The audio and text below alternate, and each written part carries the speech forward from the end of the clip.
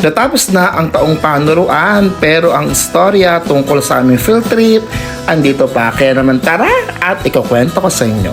Hindi ba pagka nagbabangko ka, kailangan mag-deposit oh?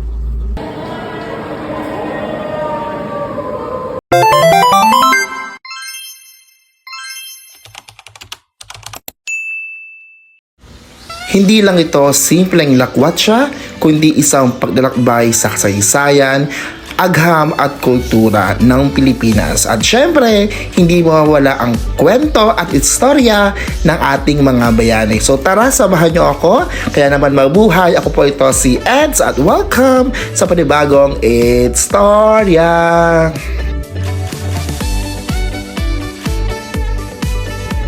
First stop namin ang Manuel Quezon Shrine.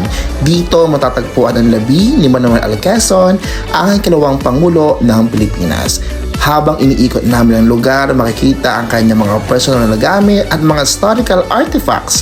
Dito ko mas na-realize kung gaano kahalaga ang kanyang papel sa pagtaguyod ng pambansang wika at kalayaan ng bansa.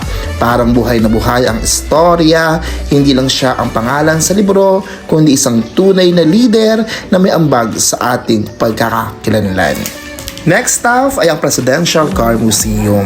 Dito makikita ang mga sasakyang ginamit ng iba't ibang presidente ng Pilipinas. Habang tinitingnan ko ang bawat kotse, napaisip ako, bawat isa sa kanila ay saksi sa mahalagang desisyon at pangyayari ng ating kasaysayan. From old classic cars hanggang sa modern vehicle, makikita ang pagbabago hindi lamang sa teknolohiya, kundi pati sa pamumuno. Video to, kakawin tayo sa inyo. Bus number 9. 1, 2, 3, ay bawal ba? Salitang Kasunod naman nating puntahan ay ang El Deposito. Isa itong underground reservoir na itinayo noong panahon ng Kastila para mag-supply ng malinis na tubig sa buong Maynila. Habang naglalakad kami sa loob, medyo creepy pero exciting. Pero mas nanaig ang aking realization dahil noon pa man, advanced na at mahusay ang ating mga engineer. Isang patunay na mahalaga ang infrastruktura sa pag-unlad at kasaysayan ng ating bansa. Amin ding napuntahan ang San Juan Shrine o Pinaglabanan Shrine. Ito ang lugar kung saan naganap ang Battle of San Juan del Monte, isa sa mga unang laban ng Pilipino laban sa mga Kastila. Dito rin konektado ang kwento ng Katipunan o KKK na pinamunuan ni Andres Bonifacio. Ang KKK ay isang lihim na samahan na naglalayong makamit ang kalayaan ng Pilipinas mula sa pananakop ng Espanya.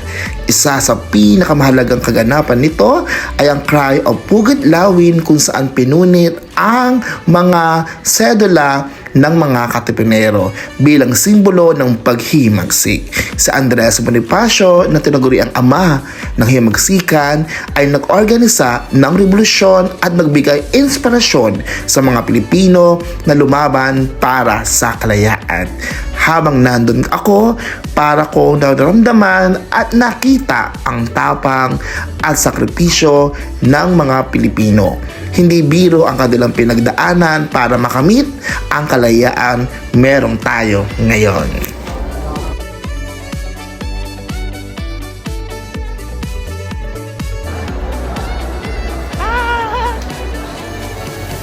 Hindi pa po ba? Oo. Again, hi! Last stop namin ang Mine Museum. Ito naman ay tungkol sa science, innovation at discovery.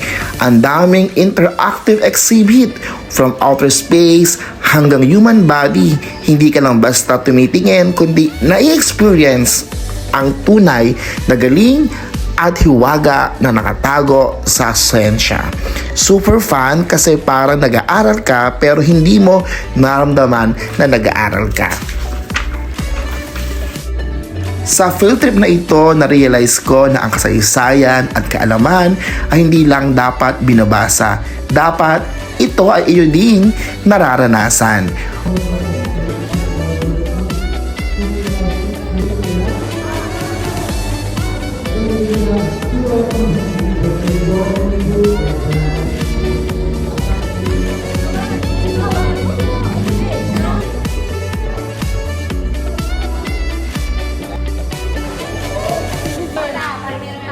Para nagagaling sa Pilipinas.